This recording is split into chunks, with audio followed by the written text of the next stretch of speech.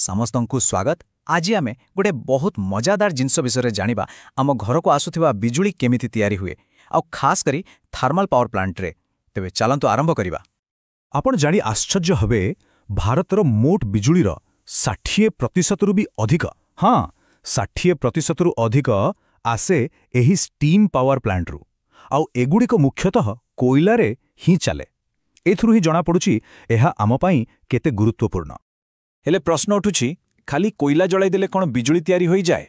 एहा पछर प्रक्रियाटा प्रकृतरे कोन? चलंतु एही रहस्य को पूरा स्टेप बाय स्टेप बुझिबा।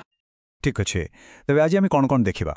प्रथमे भारत काहींकि एते कोइला उपरे निर्भर करे, तापरे यार पूरा बेसिक प्रोसेस, तापरे आमे प्लांट भितर को जाई तार गठन देखिबा, आउ शेषरे शक्ति आउ परिवेश भितरे केमिति संतुलन रखा जाए से विषय कथा हेबा।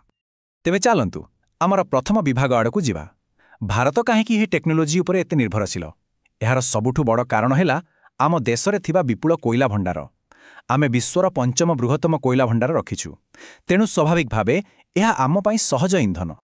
अच्छा, एते बड़ बड़ मशीन, एते जटिल लागुथिबा प्लांट, किंतु जानिछंती एहार मूल कॉन्सेप्ट एटा एकदम सरल। एहा गोटे प्रकार बहुत बड़ आउ आधुनिक स्टीम इंजिन भड़ी, माने उताप देई पानी को बांप करवा आउ सही बांपर शक्ति रे काम कराइबा। बस एतिकी ही एहार मोड़ कथा। ठीक अछि, तेबे आसंतु एहार मौलिक प्रक्रिया उपरे नजर पकेइबा। केमिति एही कामटा हुए? पूरा प्रोसेसटा को मुख्यतः 4टा स्टेप रे भाग करा जाई पारे। प्रथमे कोइला जाली पानी को गरम करा जाए। द्वितीय से पानी रु बहुत अधिक चाप थिबा बांप तैयारी हुए। तृतीय से हाई प्रेशर बांप गोटे टर्बाइन को जोर रे बुलाए, आउ शेषरे से टर्बाइन गोटे जेनेरेटर को चलाए, आउ सेठु तैयारी हुए बिजुली। सरल भावे कहिले रासायनिक शक्ति, ताप शक्ति, यांत्रिक शक्ति, आउ शेषरे विद्युत शक्ति। तेबे एही टेक्नोलोजीर भल आउ खराब दिगर भी अछि। भल कथा हला एहाकु तैयारी करिबा पई आरंभरे खर्च कम हुए, कोइला सस्तारे मिल जाए, आउ हाइड्रो प्लांट तुलनारे कम जागा भी दरकार। हेले खराब दिगगुड़िक भी बहुत गुरुत्वर।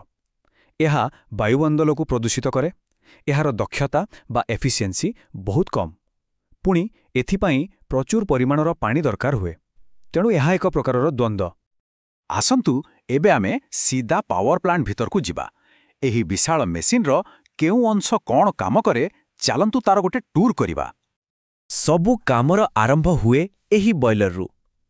एहाकु प्लांटर हृदय बोली कहिले भी भूल हेबनी। सरल भाषारे एहा गोटे विराट बड़ प्रेशर कुकर। एहा भितरे पानी को बहुत अधिक चापरे गरम करा जाए और ताकू बांफरे परिणत करा जाए। बॉयलर भी दुई प्रकार थाए, गोटे हेला फायर ट्यूब आउ गोटे वाटर ट्यूब। फायर ट्यूब रे गरम गैस ट्यूब भितरे जाए आउ पानी बाहरे थाए, किंतु वाटर ट्यूब रे ठीक तार उल्टा, माने पानी ट्यूब भितरे जाए आउ गरम गैस बाहरे थाए। आम पावर प्लांट गुड़ी करे एही वाटर ट्यूब बॉयलर ही व्यवहार हुए, कारण एहा बहुत अधिक प्रेशर पाई बेसी उपयुक्त। बॉयलर रु बाहरी थिबा बांप सीधा टर्बाइन को जायनी, ता आगरु एहाको सुपर हीटर दे पठा जाए। सुपर हीटर कौन करे? एहा से बांप को आहुरी अधिक गरम कर दिए। एहा गोटे प्रकारर एनर्जी बूस्ट देवा भली। एहा द्वारा बांपर शक्ति बढ़ी जाए आउ टर्बाइन रो दक्षता भी बढ़े। आउ एबे आसिला एही पूरा सिस्टम रो हीरो स्टीम टर्बाइन। एहाको गोटे हाईटेक पवन चक्की बोली भाभी पारंती। जेतेबेले सुपर हिट होइथिबा बांफ बहुत जोर रे एहार ब्लेड रे बाजे, एहा प्रचंड बेगरे घुरिबाकू लागे। एही घूर्णन ही यांत्रिक शक्ति जहा परे जेनेरेटर को चलाए। टर्बाइन को बुलाई सारिबा परे बांफर काम सरी जाए, तापरे एहा जाए कंडेंसर को। कंडेंसर रो काम हेला सेही बांफ को ठंडा करी पुणी पानी रे परिणत करिबा।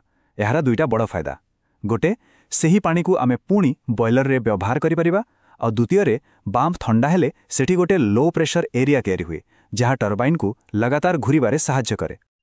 अच्छा, मुख्य खिलाड़ी मानंको बाद किछि सपोर्टिंग एक्टर्स भी अछंती, जो माने प्लांट रो दक्षता बढ़ांती, जेमती कि इकोनोमाइजर, एयर प्रीहीटर आउ फीड वाटर हीटर। एमानंको काम हेला बाहर को जाउथिबा गरम गैस रु उत्ताप को रिकवर करी सेही उत्ताप रे बॉयलर को जाउथिबा पानी आउ हवा को आगुआ गरम करी देवा। एहा द्वारा इंधन कम खर्च हुए और बॉयलर रो दक्षता प्राय 20% जाए बढ़ी जाए।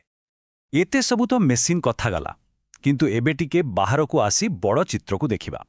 ବାସ୍ତବ ଦୁନିଆରେ ଏହି ବିଶାଳ ପ୍ଲାଣ୍ଟଗୁଡ଼ିକର ପ୍ରଭାବ କ'ଣ, ଆଉ ଶକ୍ତି ଆଉ ପରିବେଶ ଭିତରେ ସନ୍ତୁଳନ କେମିତି ରଖାଯାଏ?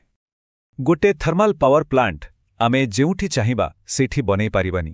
ଏଥିପାଇଁ ବହୁତ କିଛି ଦେଖିବାକୁ ପଡ଼େ, ଯେମିତିକି ପାଖରେ ପାଣିର ସୁବିଧା ଅଛି କି ନାହିଁ, କୋଇଲା ଖଣି ପାଖରେ କି, ବିଜୁଳି ଯେଉଁଠି ଦରକାର ସେ ଜାଗାଠୁ କେତେ ଦୂର।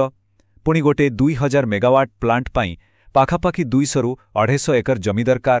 ଏହା ସହିତ ଟ୍ରାନ୍ସପୋର୍ଟ ସୁବିଧା ଆଉ ଜନବସତିଠାରୁ ଦୂରତା ଏସବୁ ବି ଦେଖାଯାଏ। ଆମେ ପ୍ରଦୂଷଣ କଥା କହୁଥିଲେ, ତେବେ ଏହାକୁ କମ୍ କରିବା ପାଇଁ ଗୋଟେ ବହୁତ ଜରୁରୀ ଉପକରଣ ହେଲା ଇଲେକ୍ଟ୍ରୋଷ୍ଟାଟିକ୍ ପ୍ରେସିପିଟେଟର ବା ESP। ଏହାର କାମ ହେଲା ଚିମିନିରୁ ଧୂଆଁ ବାହାରିବା ଆଗରୁ ସେଥିରେ ଥିବା ଛୋଟ ଛୋଟ ଧୂଳି ଆଉ ପାଉଁଶ କଣିକାକୁ ଧରି ରଖିବା। ଏହା ଗୋଟେ ମ୍ୟାଗ୍ନେଟ୍ ଭଳି କାମ କରେ, ଯାହା ପାଉଁଶକୁ ଟାଣି ନିଏ ଆଉ ପରିଷ୍କାର ଗ୍ୟାସ୍କୁ ବାହାରକୁ ଛାଡ଼େ। ଆଉ ଏବେ ସବୁଠାରୁ ଆଶ୍ଚର୍ଯ୍ୟକର କଥା, ଏତେ ସବୁ ବଡ଼ ବଡ଼ ମେସିନ୍ ଲାଗିବା ପରେ ବି ଗୋଟେ ଥର୍ମାଲ ପାୱାର ପ୍ଲାଣ୍ଟର ମୋଟ ଦକ୍ଷତା ବା ଓଭରଅଲ୍ ଏଫିସିଏନ୍ସି 30%ରୁ ବି କମ୍। ଏହାର ଅର୍ଥ କ'ଣ ଜାଣିଛନ୍ତି? ଏହାର ଅର୍ଥ ହେଲା ଆମେ ଯେତିକି କୋଇଲା ଜାଳୁ ତାର ମାତ୍ର 30% ଶକ୍ତି ହିଁ ବିଜୁଳିରେ ପରିଣତ ହୁଏ। ବାକି 70%ରୁ ଅଧିକ ଶକ୍ତି କେବଳ ଉତ୍ତାପ ଆକାରରେ ନଷ୍ଟ ହୋଇଯାଏ। ଏହା ପ୍ରକୃତରେ ଏକ ବଡ଼ ସମସ୍ୟା। ତେବେ ଏତେ ସବୁ ଜାଣିବା ପରେ ଶେଷରେ ଗୋଟେ ବଡ଼ ପ୍ରଶ୍ନ ଆସୁଛି। ଗୋଟେ ପଟେ ଆମର ବଢ଼ୁଥିବା ଶକ୍ତିର ଆବଶ୍ୟକତା, ଆଉ ଅନ୍ୟପଟେ ଏହାର କମ୍ ଦକ୍ଷତା ଆଉ ପରିବେଶ ଉପରେ ପଡ଼ୁଥିବା ପ୍ରଭାବ। ଏସବୁକୁ ଦେଖିଲେ କୋଇଲାର ମିଳୁଥିବା ବିଜୁଳିର ଭବିଷ୍ୟତ ପ୍ରକୃତରେ କ'ଣ?